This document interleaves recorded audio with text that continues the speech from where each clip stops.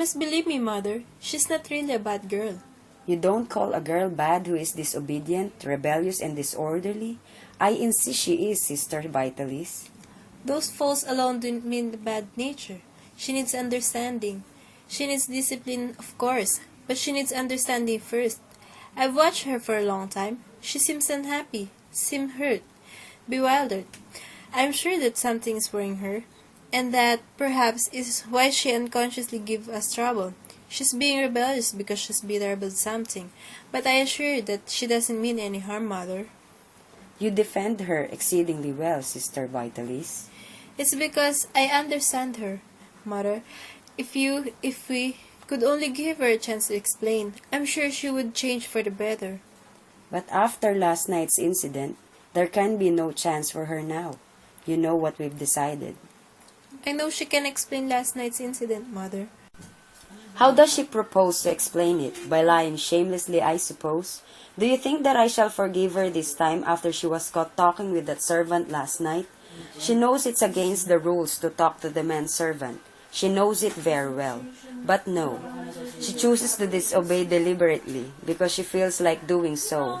She must be punished and punished severely. She should be taught a lesson.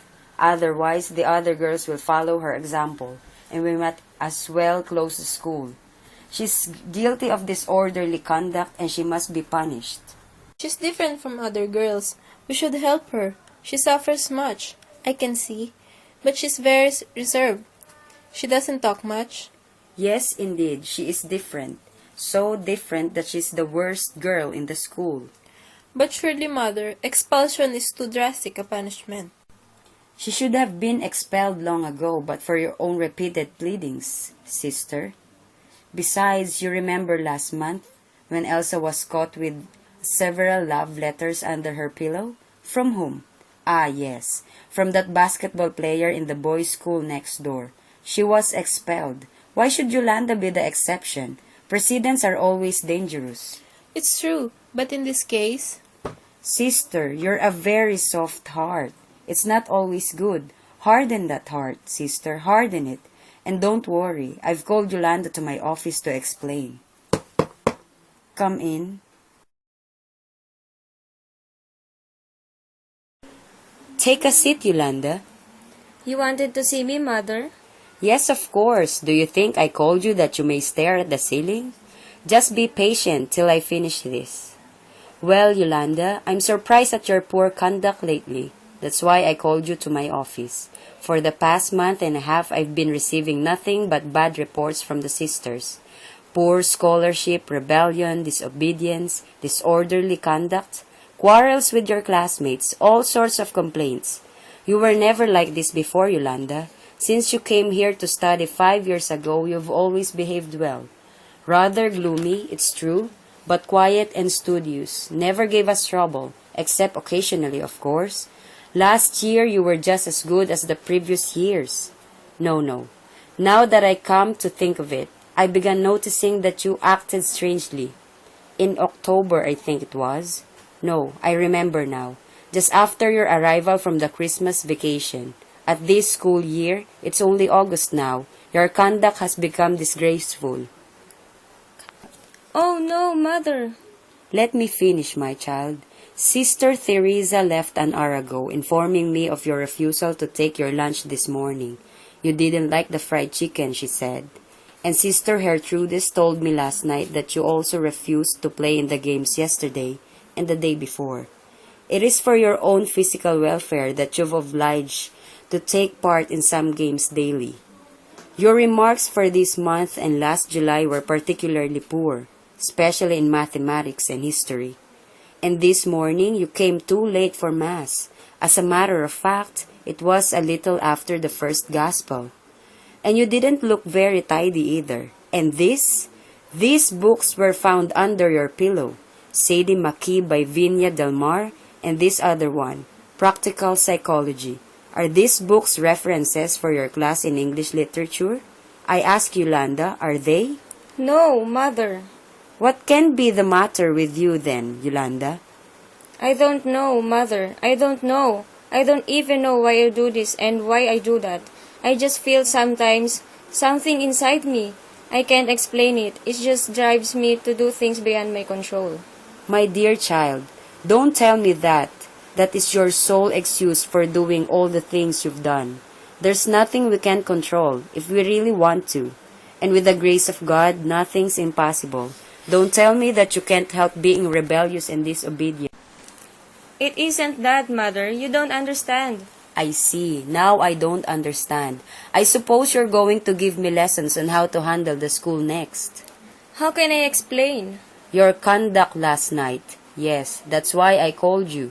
Your conduct last night when you were caught talking to that servant downstairs near the music hall. You know the rules very well, Yolanda. You've given a bad example to the rest of the girls. The whole school has learned of last night's incident. But, Mother, I was merely talking to him. Surely there's nothing wrong in talking to a man.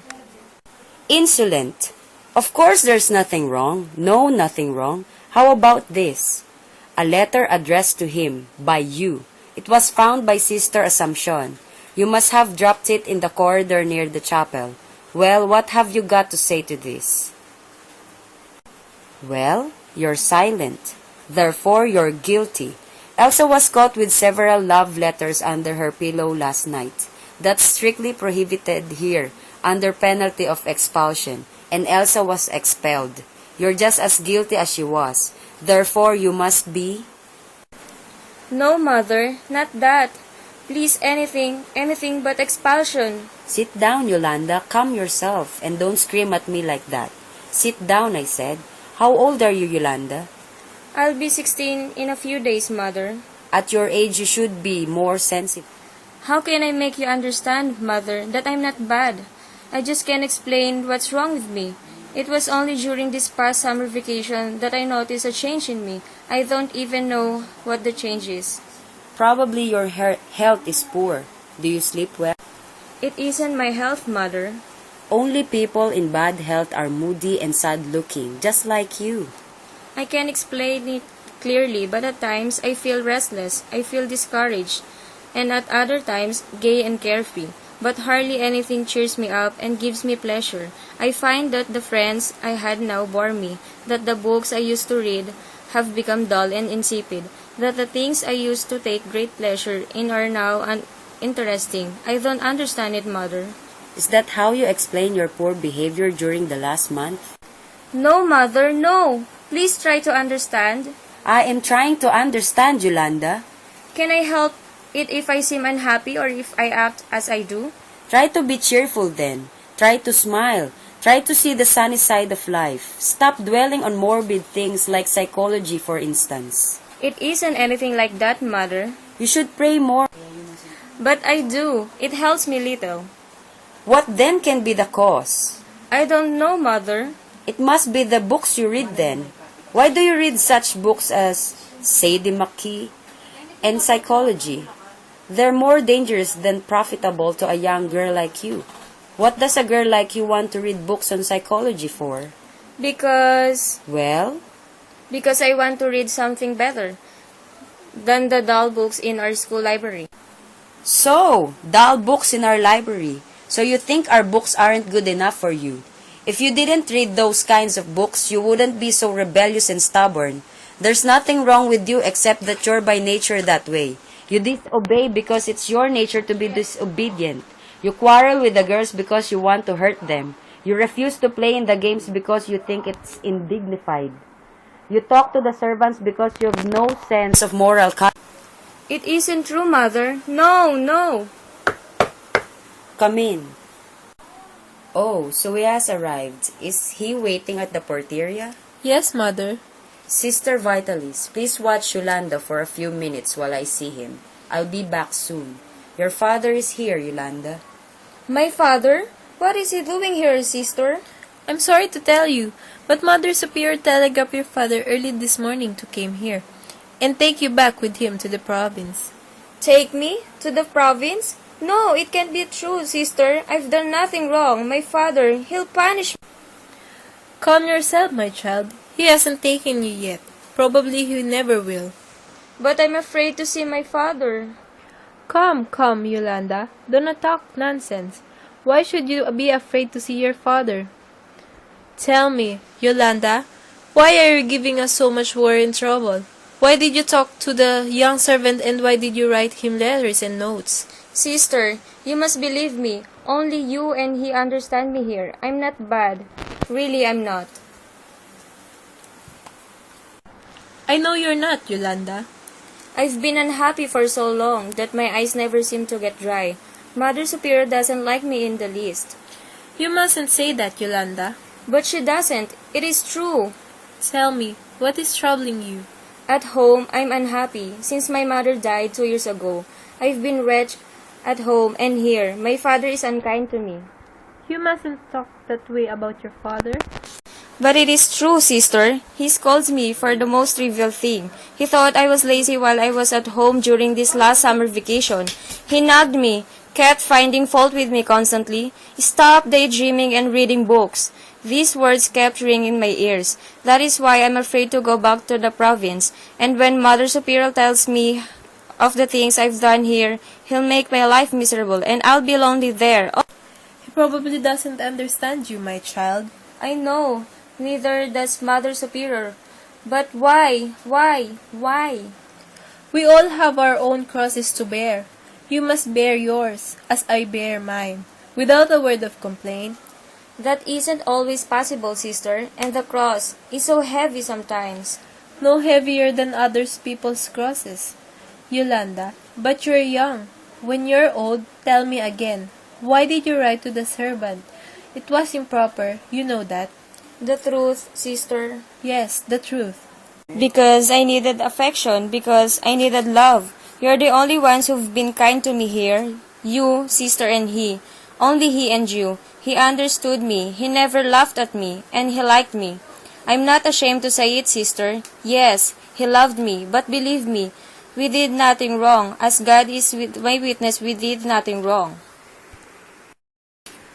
Hush, child. Leave the Lord's name out of this. I'm sorry, but I don't care that he is a servant. He studies in the evening. He's studying law, he told me, and I don't care what he is. At least, he was a decent to me. I needed someone whom I could talk to and who would love me, or like me, yes, just like me. For years now, I've craved affection, the affection which I never got at home since mother died. How my heart thirsts for it. And when I got this chance to escape from so much unhappiness, I snatched it hungrily, greedily. Sister, have I sinned in wanting love? Have I done wrong in looking for affection? Tell me. But you are crying, sister. Have I said anything to hurt you? Have I? No, Yolanda, no. Only my eyes bother me. Go. You understand me, don't you, sister? I do. Sister Vitalis, father is here. Is Mother Superior going to expel me? Please, talk to her, make her understand. Explain to her how miserable I'll be there in the province. Tell her that father will be so ashamed of my conduct, he'll punish me. Ask her for one more chance, just one. Yes, Yolanda, I shall talk to her. Do not worry. Pull yourself together. You're very much excited. Everything will be all right. I will even talk to your father and explain to him. You must, sister. Stay here. I'll see the... Thanks, Sister Vitalis. Thanks. No, Yolanda. Don't be too impulsive. Wait here while I call Sister Teresa to be with you.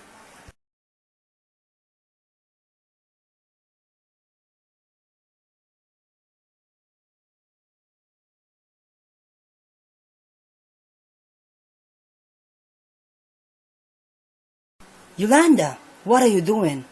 Snooping through the Mother Superior's desk? No. No? Then why are you near it? Take that chair and be still under Mother Superior's camp's back. You are in trouble again. And this time, serious trouble. Very serious. You're getting no better. Always giving us trouble. Well, why don't you sit down? I'm not tired. Not tired? Certainly not. I thought so. This piece of paper seems ruffled. What's this?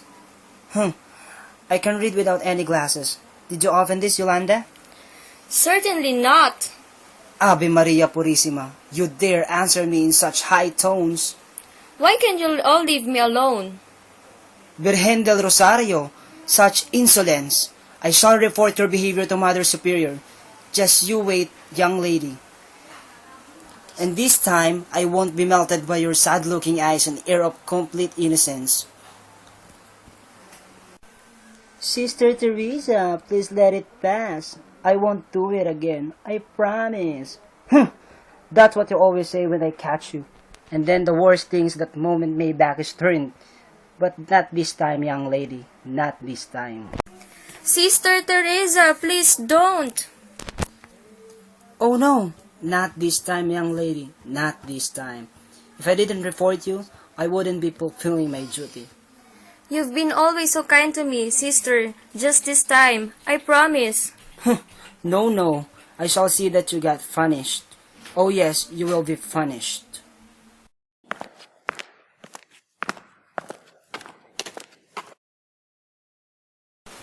Here comes Mother Superior now. What is it, sister? Oh, this girl, Mother, she... Oh, well, nothing. It's no use, sister. Nothing can be done about it. And you heard what he said. He agrees with our decision.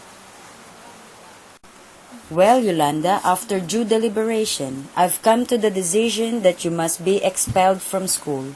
You may pack your things. Your father is waiting at the porteria. Expulsion? My father? Oh, no. There's nothing more we can do for you, Yolanda. You've proved yourself time and again to be a nuisance not only to the sisters and the girls, but to the whole school in general. We cannot have you here any longer. We've tried our best to forgive you would start a bad precedent, and I was just telling Sister Vitalis that bad precedents are always dangerous. The rules in this school must be carried out strictly, so we've decided to let you go. Please, Mother. Pack up your things and hurry. Your father wants to catch the 4:15 train. Don't expel me, Mother. Anything but that. I'll do everything. I'll study hard, harder than any girls here. I'll be obedient. I'll follow all the rules. I won't go out. I'll play in the games. I won't quarrel. I'll not even see him. Punish me. Anything, Mother. Anything but expulsion. Too late, my child, too late. You should have thought of that before. Pack up your things, Yolanda. Oh, Sister Vitalis, make her understand. Tell her that I can't go, that I mustn't go. My dear child, She doesn't understand. Let me stay here. Pack up your things. She doesn't understand. She can't understand. Why don't you explain it to her? no, Yolanda. There's nothing I can do now. I've tried my best. You must obey a Mother Superior. Did you hear me, Yolanda? Will you obey? But I can't go, Mother. I don't want to go. You think you can always impose your will? I won't stand any more of this foolishness. The decision has been made, and you must go, Yolanda. But you can change it, Mother. You won't regret it. I can't go back to my home. Not now. My father, he'll punish me. Let me stay, Mother. Your father is waiting. Hurry, hurry. Sister Teresa! Sister Teresa! Yes, Mother. Take this girl to her dormitory and help her pack her things. Let me do it, Mother. I don't think it advisable. Let Sister Teresa do it. Come, Yolanda. You must obey Mother Superior. You heard what she said, and your father is fretting. He's terribly impatient. No, I won't go. I'd rather do anything than go back to the province. Sister Vitalis, I want to stay here. I'd rather die. Good Lord, I never saw such a girl. There's no denying it. She's really a bad girl. No, Mother. It isn't true. She isn't bad. She is... I'm afraid she doesn't understand Yolanda in the least. I'm afraid she doesn't. Sister Vitalis! That scream! What was it? She! Who? Hurry! Yolanda, she! What happened? I accompanied her to the foot of the dormitory and told her to pack up her things hurriedly. She was quiet and covered her face with her hands. She was zigzagging as she climbed the stairs, sort of dizzy. I turned around for a second, just a second, and then I heard a heavy thud, and... How horrible! She couldn't have done it on purpose. No! But Mother Superior said... She didn't do it on purpose. She couldn't. Don't go, Sister Vitalis. I must. Poor Yolanda, to the end, misunderstood. No, Sister Vitalis. No! No! No!